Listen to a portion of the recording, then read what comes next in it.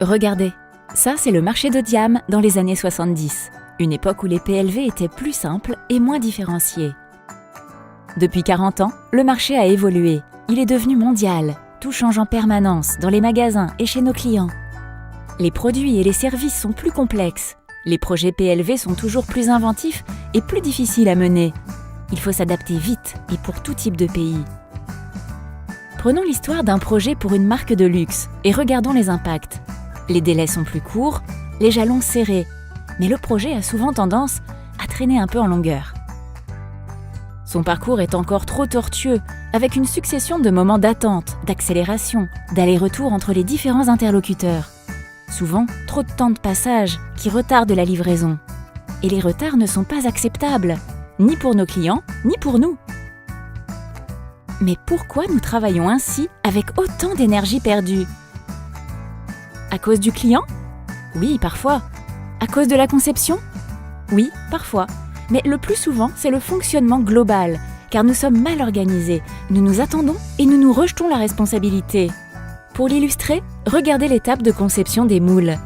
Pourquoi tant d'allers-retours entre la France et la Chine ? Beaucoup de mails, des milliers de mails envoyés, qui favorisent les erreurs, les modifs, les retards. C'est aussi le fonctionnement en silo qui retarde les projets. Difficile de savoir qui fait quoi, quand, seul le chef de projet a une vue d'ensemble. Ce fonctionnement n'est pas adapté quand on sert des clients exigeants et changeants, demandant rapidité et flexibilité.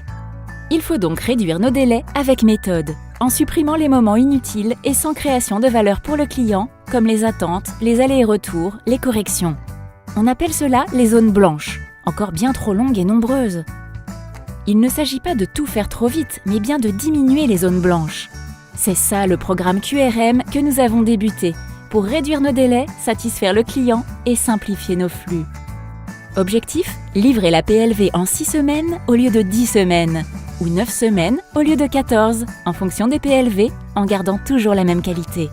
Nous nous organisons autrement, nous travaillons mieux ensemble, en interne et avec nos fournisseurs. Nous mesurons les progrès. C'est ça le QRM. Nous avons déjà commencé. Les équipes vente projet font progresser les données d'entrée. Les packs de lancement de projet sont clairs et partagés, les réunions de lancement sont systématiques, les rôles sont clairs pour tous et l'engagement mis à disposition est partagé. Moins de flux spaghetti, plus d'autonomie des usines, de la commande à la livraison, y compris sur les études, avec le développement complet, y compris les interactions avec Diam Chine.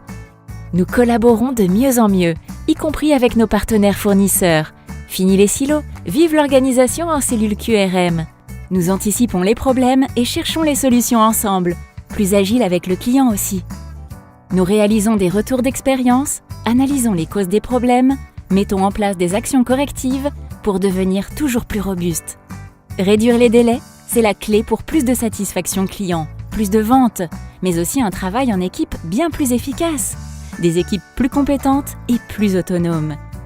Un travail plus serein avec des outils simples et visuels. Le QRM est un vecteur de progrès et les premiers effets se font déjà sentir. Nous devons encore continuer pour gagner en rigueur et en travail d'équipe. La réduction des délais, c'est vital pour nos clients et pour nous.